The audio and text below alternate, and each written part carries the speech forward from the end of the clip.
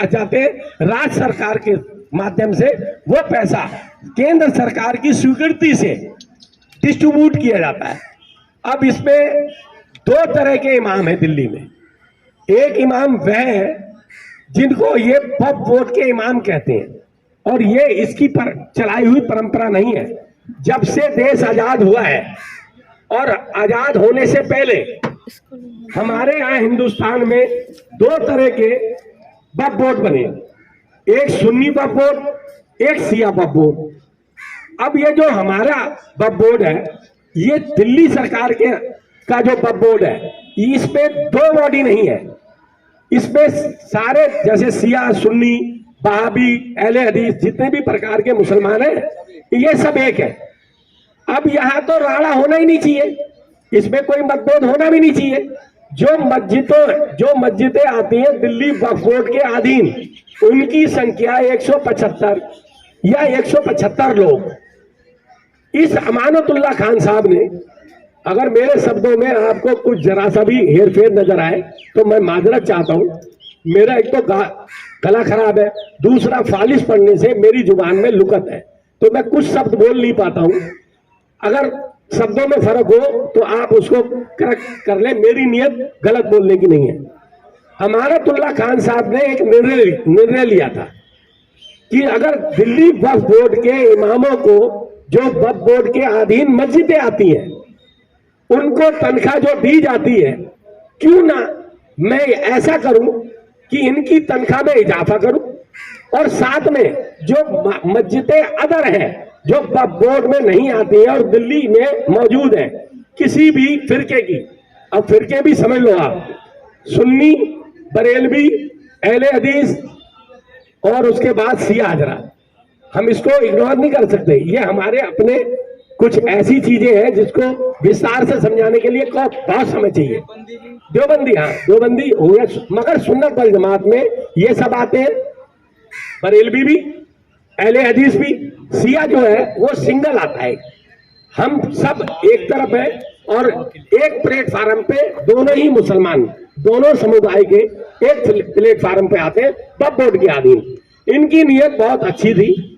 अमानतुल्लाह खान साहब ने इतना नेक काम किया कि इनके दिल में आया क्यों ना मैं टोटल मस्जिदों की दिल्ली में जितनी टोटल मस्जिद है, इनके मस्जिदों को ही इमाम और मोअज्जिन बोलते हैं बागी को।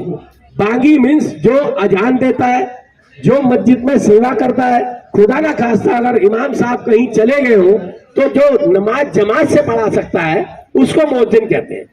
तो इन्हों की नीयत में बहुत अच्छी सोच थी इनकी, और अल्लाह पाक ने इनका साथ भी दिया। 1100 कुछ मस्जिदें जो प्राइवेट थी, और टोटल ये जाके बैठती है 1200 समथिंग, एक्चुअल मैं नहीं बता पा रहा हूं, 1200 कुछ मस्जिदें तो टोटल दिल्ली में। अब जो पैसा आता था वक्फ बोर्ड को, वो पैसा कहां खर्च होता था?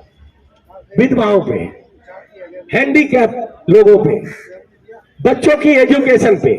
तो जो बेटी पढ़ाओ बेटी बचाओ ये शब्द जो है ना, ये कहां जाके फिट होता है? ये फिट होता है वहां जहां मदरसे में आलिम, मौलाना, हाफिज, कारी, मुफ्ती जो बच्चों को तालीम देते हैं, इसको आप प्रौढ़ शिक्षा या आंगनबाड़ी जो संस्था है उससे जोड़ सकते हैं।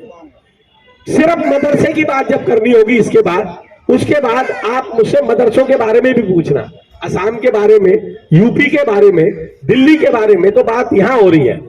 अब ये जब वजीफा इन्होंने पहले इसको बोला गया तनख्वाह, उसके बाद बोला गया नजराना, उसके बाद बोला गया इसको वजीफा। और ये वजीफा शब्द वाकई में इस्लामिक दृष्टिकोण से, दीनी एतवार से फिट बैठता है, क्योंकि इमाम जो है वो किसी का गुलाम नहीं होता, पुरोहित किसी का गुलाम नहीं होता, पादरी किसी का गुलाम नहीं होता, पंथी गुरु जो गुरु ग्रंथ साहब को का ज्ञान देता है वो भी किसी का गुलाम नहीं होता। अब इसका एग्जाम्पल मैं देता हूं, एक्सप्लेन भी कर देता हूं कि अगर कोई किसी के मातहत कोई काम करेगा तो वो उसका गुलाम कहलाएगा। तो गुलाम के पीछे तो नमाज हो ही नहीं सकती, तो तनख्वाह नहीं है, ये दरअसल वजीफा है। और जो कमेटी के लोग पैसे देते हैं, किसी भी मजदूर की मजदूरी आज के समय में 8 घंटे की 400 रुपए से लेके 500, राजमिस्त्री की 800, टाइल पत्थर वाले की 1200।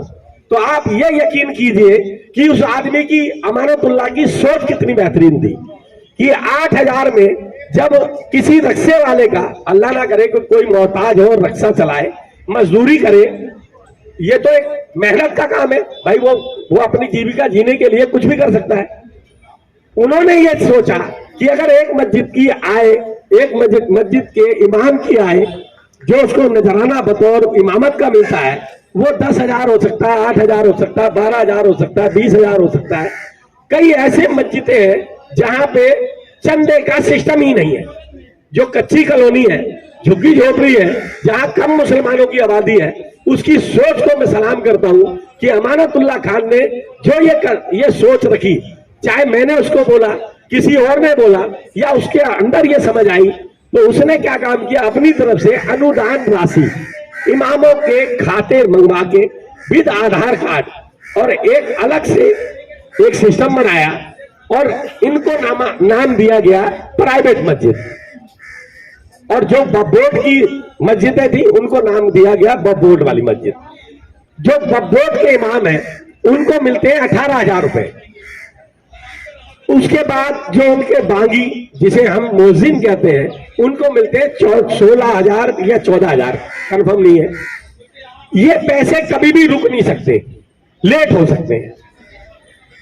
ये जो प्राइवेट वाले हैं ना, जहां कम मुसलमान है, जहां पे इनकम ऑफ सोर्सेज है ही नहीं, चंदे का कोई सिस्टम नहीं है, तो यार अगर उसके मन में ये बात पैदा हुई थी कि 8,000 रुपए इमाम को मिलते थे, अगर इसमें मैं अपनी तरफ से, बोर्ड की तरफ से इनको, इमाम को 14,000 और मुअज्जिन को 12,000 दे दूं, तो इनकी जीविका सही से चलेगी, ये अपने घर का, परिवार का पालन पोषण करते रहेंगे। अब यहां एक बहुत अच्छी बात बताता हूं मैं आपको। आप किसी भी मुलाजिम को देख लो, कोई भी लिखित रूप में, जो सिक्योरिटी गार्ड होता है एटीएम पे, उसको लिखित रूप में सिक्योरिटी 12 घंटे की ड्यूटी नहीं करा सकती, 8 घंटे का ही लिख के देना पड़ेगा, ABC। मगर एक इमाम 24 घंटे ड्यूटी करता था, 24 घंटे। बुखार हो, उसको कोई हारी बीमारी, भैंस मर जाए, गांव जाने का है। अमूमन ज्यादातर बिहार के, यूपी के लोग दिल्ली में इमामत करते हैं। इतना बना होता है वो कि रोजों में भी उसको बहुत ज्यादा परेशानी है। अब आई बात यह कि जब उसकी सोच अच्छी थी और ये फैसला उन्होंने लिया, तो अल्लाह की रहमत से इसमें उसने अपने दिल्ली सरकार से फंडिंग की मांग की कि जी आप इसमें, हमारी तो इनकम ऑफ सोर्सेज है ही, जो पैसे आ रहे हैं वक्फ बोर्ड को इमारतों के जरिए, किसी और तरीके से, वक्फ बोर्ड की संपत्ति बहुत है, केंद्र की भी बॉडी है, और दिल्ली में बैठे हुए शाही इमाम साहब भी, मुफ्ती मुकर्रम साहब भी, और जो जितने भी बड़ी बड़ी मस्जिदों में बैठे हुए इमाम हैं, इन सबकी भी तनख्वाह वक्फ बोर्ड ही देती है। चौधरी मतीन जो कांग्रेस के मंत्री थे, वक्फ बोर्ड के चेयरमैन थे, उसने भी यही बात कही थी कि शाही इमाम साहब जो ये जुमा मस्जिद वाले हैं, ये दरअसल हम सबके इमाम हैं, मगर ये वक्फ बोर्ड के अधीन है। राष्ट्र की धरोहर है जुमा मस्जिद, जैसे ताजमहल है, कुतुब मीनार है, ये भी हमारी जो है पुरातत्व विभाग में आता है। मस्जिद जो है उस पर केंद्र का अधिकार है, एक पुरातत्व विभाग होता है, उसका अधिकार है, मगर इमाम वक्फ बोर्ड के हैं। अब आप ये अंदाजा लगाओ कि कोरोना काल में हर आदमी भूख को मर रहा था, लोग बेरोजगार थे, बेरोजगार थे, खाने को नहीं था, तमन्नाएं मर गई थी, हसरतें मर गई थी, लोग अपनी जीविका जीने के लिए तरस गए थे, तराई मान गए थे। उस टाइम दिल्ली सरकार ने श्रमिक होते हैं, जो श्रमिक होते हैं, जिसको कार्ड बनाया गया है श्रमिक का, उनके खाते में 5,000 डाले और 2 बार डाले। आंगनबाड़ी के लोगों को पैसे मिलते रहे, जितने भी गवर्नमेंट अप्लाई थे दिल्ली सरकार के अधीन, सबको तनख्वाह मिलती रही। क्या इन इमामों को उस टाइम पैसा इनको रोकना मुनासिब था? सवाल ये है। सवाल तो ये भी उठता है कि सभी लोग, दूसरे लोग सवाल ये उठा रहे हैं, सवाल ये उठता है कि भाई मैं आऊंगा, सरकार दे रही है इनको, मैं आऊंगा भाई, आ रहा हूं। अब मैंने तो ये एक पहलू बता दिया कि अमानतुल्लाह में कितनी अच्छाइयां हैं और दिल्ली सरकार के अधीन जब वो है तो केजरीवाल में कितनी सारी बुराइयां हैं। दोनों पहलू बताइए। हाँ, अब मैं बताता हूँ। नहीं, इसके बाद भी अगर आप ये रिकॉर्ड नहीं भी करेंगे ना, मुझे फर्क नहीं। रिकॉर्ड चल रहा है सर। हाँ, रिकॉर्ड चल रहा है जी, नहीं चलेगा, ये चलेगा। दूसरा पहलू, अगर किसी को कोई पैसा दे देता है तो चुपके से दे दिया, हल्ला नहीं हुआ। अब जो गैर मुस्लिम है या दिल्ली के जितने लोग हैं, जब वो किसी मौलाना को देखते हैं, और मुसलमान भी मस्जिदों में चंदा नहीं दे रहा, क्यों नहीं दे रहा मालूम है? कि इमाम का खाता खुला हुआ वालों को भी 7-7 हजार रुपए केजरीवाल जी ने डाले। जी जी जी जी जी जी, सबको पैसे उन्होंने दिए, मगर इमाम साहब को नहीं दिए। अब पता ये चला कि इनको क्या उस पैसे की जरूरत नहीं थी? वक्फ बोर्ड की कोई आय खत्म तो नहीं हुई थी, वो तो पैसा आ रहा था ना। अब होना ये चाहिए आज के समय में कि हम घर घर में किस किस को जाके ये समझाएंगे कि इमामों की तनख्वाह ना वक्फ बोर्ड से आ रही है, ना केजरीवाल से आ रही है, और ना ही कोई इनके खाते को चेक कर ले। करता क्या है ये? अभी पीछे हल्ला मचा कि एमसीडी के चुनाव होने वाले हैं। देखो तरीका कितना जीनियस है। केजरीवाल साहब कितना माइंडेड, पढ़ा लिखा आदमी, कितना बड़ा साथी दिमाग रखता है कि जब आता है चुनाव का समय तो साहब जी जो कोरोना ये शुगर के पेशेंट थे, मेरे साथ इसी जंतर मंतर पे 3 इंजेक्शन लगते थे मेरे सामने इंसुलिन के। आज उनके चेहरे पे रौनक है। अब ये पता नहीं कि हिम्मत की दवाई कहां से खाई है और ताकत की कहां से खाई है। यार वो अलग विषय ठीक, है। नहीं साहब, नहीं सब्जेक्ट है, यही है। दूसरा, अब हम किस किस को बताएं कि हमें तनख्वाह नहीं मिल रही है? तो सबसे बेहतर जो जगह चुनी है हमने, लोग हमसे कहते हैं केजरीवाल के जाओ, अगर वो कल को कहते तुम तो बीजेपी के आदमी हो, तो ये इमाम मुसलमानों के इमाम है, ये हिंदुओं के भी इमाम है, क्योंकि शाम को 6 बजे हमारी हिंदू बहनें अपने बच्चों को लाके दुआ ताबीज करवाती है और ये कहती है कि नजर उतार दो साहब, इसको नजर लग गई है। तो ये सबके ही है ना, ये तो समाज के हैं। और सारे धर्मों का सम्मान करने वाला वही व्यक्ति होता है जो मंदिर में बैठा पुरोहित है, मस्जिद में इमाम है, गुरु ग्रंथ साहब की ज्ञान देने वाला गुरुद्वारे में बैठा हुआ हमारा सिख गुरु। काल से अब तक तनख्वाह मिली नहीं है? नहीं, 3 बार मिली है। 3 बार पैसे कोरोना काल के बाद में, शुरू में मिली 1 बार, दूसरी बार मिली है जब 2-2 तनख्वाह, 6-6 तनख्वाह किसी की 18-17 ऐसी भी आ गई है, एक समान नहीं आई। अभी जब चुनाव होने को थे और ये पता था कि निगम के चुनाव होंगे, अमित शाह जी ने या गृह मंत्रालय ने कोई ऐसा डिमांड कर दिया कि ये समय इस टाइम चुनाव कराने योग्य नहीं है, क्योंकि जिस भी चीज को, देश को 3 चीजें चलाती है, तनख्वाह साहब, तनख्वाह भैया। तो पीएम, सीएम और डीएम। अब ये हमारा जो सीएम है, ये हमें कब देता है तनख्वाह? कब देता है तनख्वाह? जब देता है जब चुनाव नजदीक होते हैं या किसी जगह। और एक बात बताऊं, 29 राज्यों में तकरीबन अमूमन हर जगह मदरसा बोर्ड है, तो दिल्ली में नहीं है। इमामों को कुछ नहीं मिल रहा? नहीं, अभी कुछ नहीं है, किसी का कोई खाते में पैसा नहीं है। पूरे तो देश के अंदर ये हल्ला मचा हुआ कि दिल्ली सरकार ये सीना ठोक के कहते हैं कि ये, और बीजेपी वाले भी कहते हैं कि इन इमामों को तनख्वाह मिल रही है। साहब मैं हूं ना, 1200 मस्जिदों के इमाम है, तो इमाम बैठे हुए हैं। ये जरा एक साथ इमाम साहब, ये जो सभी कहते हैं कि आ जाइए,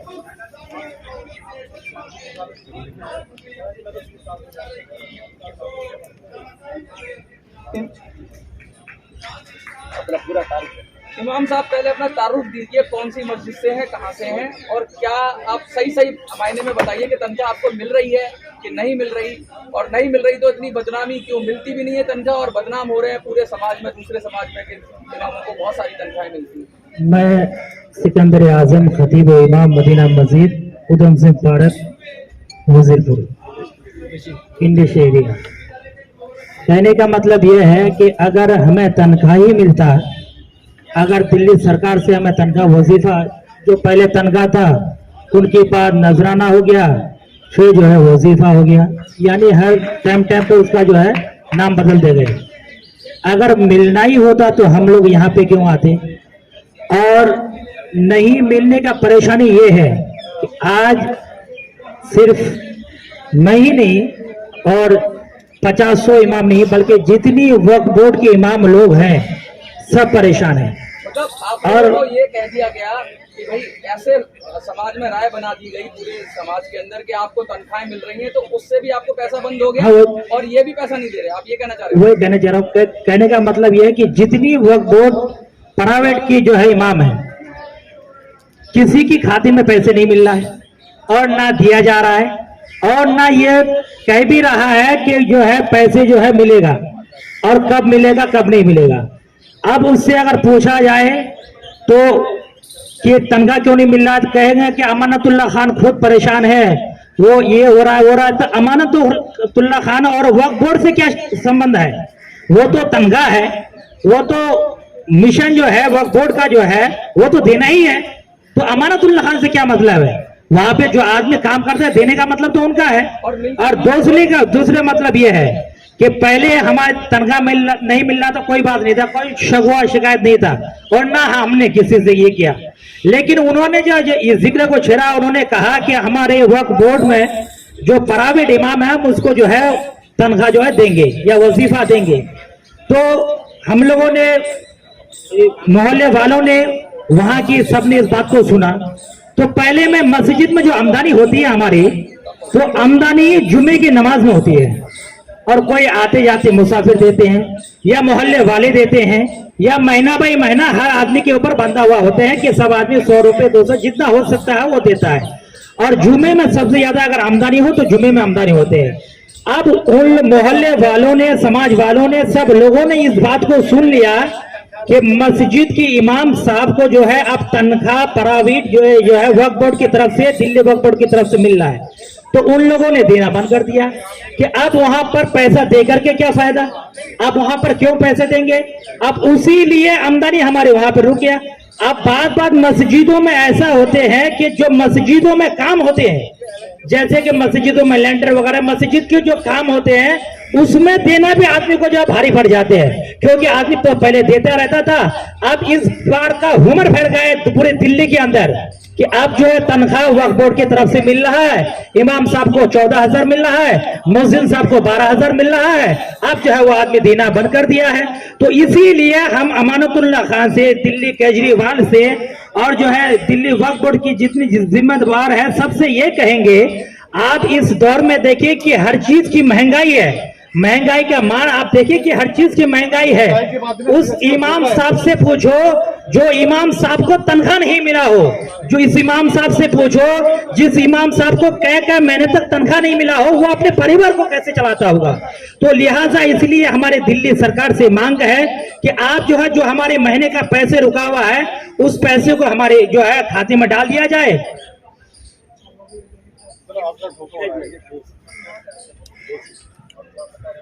नहीं क्लियर नहीं हो पाया। एक चीज मैं बताऊं आपको, मैं बिल्कुल साफ लफ्जों में कह रहा हूं कि हमें इसके पैसे की जरूरत है ही नहीं।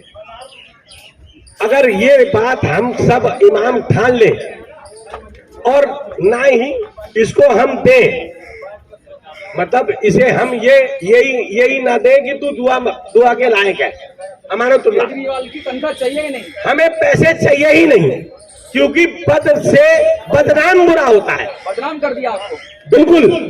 और यहाँ पे कोई भी शाही इमाम नहीं मिलेगा, क्योंकि उसकी इनकम ऑफ सोर्सेज आप सोच नहीं सकते। मतलब अमीर ओडी वाला नहीं मिलेगा, प्राइवेट इमाम ओडी वाला नहीं मिलेगा, मर्सिडीज वाला नहीं मिलेगा, जिसके कपड़ों पे दाग न लगे वो शाही इमाम नहीं मिलेगा। यहाँ पे ये सिकंदर आजम जो 4000 से लेके 14,000 आदमी को नमाज पढ़ाता हो वो मिलेगा, और जो शाही इमाम जिसके पीछे 5 आदमी नमाज ना पढ़ते हो वो यहाँ नहीं मिलेगी। दर्द ये है, साफ साफ मेरी डिमांड है। ये तो कह रहे हैं दिल्ली सरकार राजनीति करके इमामों के साथ, नहीं, मुसलमानों के साथ में। और एक बात कहूं, ये दूत होते हैं अल्लाह पाक के, भगवान का दूत होता है पुरोहित, ईसा मसीह का दूत है। मतलब आप कह रहे हो कि सरकार ने छल लिया इनको, साहब जी, धोखा दे दिया। साहब जी सुनिए मेरी बात पत्रकार बंधु, मेरे ख्याल में जितने भी मेरे दिल के दर्द है वो आपकी जुबान से जाहिर हो रहे हैं। मैं आपको बताता हूं, जब हाथ उठाने के लिए हाथ उठाते समय इमाम ऐसे करता है ना, तो लोग कहते हैं साहब फलाने की तबीयत खराब है, एक बार दुआ कर दीजिए। भाई साहब, इसने ये सोचा था कि 1200 मस्जिदों के इमाम दिल्ली के सरकार के लिए, केजरीवाल के लिए दुआएं करेंगे। हकीकत में इमाम बद्दुआ नहीं करता है। किस लिए नहीं करता है? क्योंकि उसकी दुआ खराब ना जाए, जाया ना जाए, मगर दिल से दुख जरूर मानेगा। हमको चाहिए सरकार से, हमारी केंद्र सरकार से मांगे सीधी, इस केजरीवाल का क्या हुआ जो काम है, क्योंकि जितने इसके वादे सब झूठे हैं, हमें साफ साफ कह दे हमें तनख्वाह चाहिए नहीं। राज्य सरकार या ये ऐलान नहीं ऐलान कर दे, ताकि आवाम में ये मैसेज आवाम जाए, में जो है ये मैसेज जो चल रहा है, ये जो चल रहा आवाम है, तो जागरूक हो जाएगा कि जो पहले पैसे मिल रहा था वो नहीं मिल रहा। ये कहने इधर आके एक बार एक लास्ट मैसेज कर दीजिए कि आवाम को जागरूक करने के लिए भाई आप क्या चाहते हैं सरकार से, एक बार फिर कंक्लूड कर लेंगे, है ना। आप जो इमाम है आप, तो आप और थोड़ा पास आके पूरी कहने का मतलब ये है कि दिल्ली सरकार जो है और अमानतुल्लाह खान साहब जो है वो इस चीज का ऐलान ये कर दे कि लिखित में प्रेस रिलीज करें और मीडिया वालों के सामने इस बात को रखा जाए कि पहले हम लोग पैसे दे रहे थे, अब हम देने के लायक नहीं है और हम देंगे नहीं। तो इसमें क्या होगा, जो आवाम है, जो एक बात उनके दिमाग में है कि वहां से पैसे हमें मिल रही है, इमाम साहब को वहां से तनख्वाह मिल रहा है, यानी जो है अब जो है मस्जिद में जो है वहीं से तनख्वाह चल रहा है, तो वो दिमाग में उनकी जो बात है वो क्लियर हो जाएगा कि अब वहां पे मिल रहा था पहले, अब वो पैसे जो है नहीं मिल रहा है। तो इसीलिए हम ये चाहते हैं सरकार जो है दिल्ली सरकार जो है दिल्ली सरकार अधीन आती है राज्य सरकार के, तो हम दिल्ली सरकार के किए हुए जो वादे हैं और जो हमारे साथ इसने छल किया है, मैं मोदी जी से कह रहा हूं, मैं होम मिनिस्ट्री से कह रहा हूं, मैं बड़ा जो सबसे बड़ा अल्पसंख्यक आयोग है भारत सरकार का, मैं वहां कह रहा हूं कि आप एक नोटिस जारी करो और ये बोलो कि हमारे आदेश अनुसार दिल्ली सरकार जो पहले इमामों को तनख्वाह देती थी, ये अब आज से बंद की जाए। एलजी को आपने सर इस बार में दिल्ली सरकार, मैंने स्टार्ट यहाँ से किया है। एलजी साहब जो है lieutenant governor the part of central government है, और वो मोदी जी के नुमाइंदे हैं। दिल्ली सरकार के असली जो मालिक है वो एलजी साहब ही है। मैं नहीं ये कहता, आज तो किसी टाइम ऐसा पड़ गया है कि मेरा एक दोस्त जिसका इंतकाल हो गया है, इसलिए मैं भी जनाजे में शामिल होऊंगा, इसलिए जा रहा हूँ हाजी सलाबत के यहाँ। अल्लाह के बंदो, अगला जो कदम है ना, इस जंतर मंतर ने ही केजरीवाल को दिया था, इसी ने ही। अब इमाम भी सड़कों पे आ जाएंगे, आंदोलन जरूरत नहीं, इमाम नहीं करेगा। इमाम जब मिलती थी तब नहीं करता था, अब ना मिले तो क्यों करे? इसका मतलब हम उससे भीख मांगेंगे? हम तो लिखित रूप में कह रहे हैं कि हमें तनख्वाह मत दे, और पूरी बोर्ड की संपत्तियां 99 साल के नाम से सब अपने अजीजों को बांट दो, जैसा होता है, इसको बर्बाद कर दो बिल्कुल। मस्जिदें टूट रही है पता नहीं, मस्जिदों पे कब्जे हो रहे हैं पता नहीं, कब्रिस्तान बर्बाद हो चुके हैं पता नहीं, क्या बुरा किया था? कौन कर रहा है मस्जिदों पे कब्जा सर? अरे साहब आप चलो ना आजादपुर का कब्रिस्तान देखो, जहां 16 फुट की 12 फुट की दुकान थी है, और वो आज 300 फुट अंदर पीछे चली गई। जब तुमने मस्जिदों के नीचे दुकानें बन रही हैं, सर इसे दो पहलू, दुकानें वो इनकम ऑफ सोर्सेज के लिए, एक ऐसी भी मस्जिद होती है जिसमें बाथरूम तक की जगह नहीं होती, एक वो मस्जिद होती है जिसमें हुजरा भी होता है, एक मस्जिद वो भी होती है जिसमें दुकानें होती हैं। दुकान का 54 रुपए चांदनी चौक में अगर किसी वक्फ बोर्ड की दुकान का किराया पता करोगे, अमानतुल्लाह ने इतना अच्छा काम किया कि भाई आज के समाज के हिसाब से आज किराया बढ़ाओ। तो चांदनी चौक में वक्फ बोर्ड की मस्जिद में जो दुकान है उसका किराया तो 300 है और 7 वाले की 1.25 लाख है। क्या गलत किया था? तो इसका 7 उसको केजरीवाल ये पैसा कमाना जानता है ना, केजरीवाल खुद कहता है ना कि मैं तो बनिया हूं, मैं पैसे कमा सकता हूं, कमाना जानता हूं, तो शराब में कमा के दिखा दिया। हमारी तो बिल्कुल एक्चुअल जमीन है, ये हमारे पुरखों की जमीन है, हमारी अपनी है। सरकार का मतलब इंटरफेरेंस खत्म हो जाए वक्फ बोर्ड से। हाँ ये नहीं, इसको केंद्र सरकार अपने अधीन ले ले। ठीक ठीक। केंद्र सरकार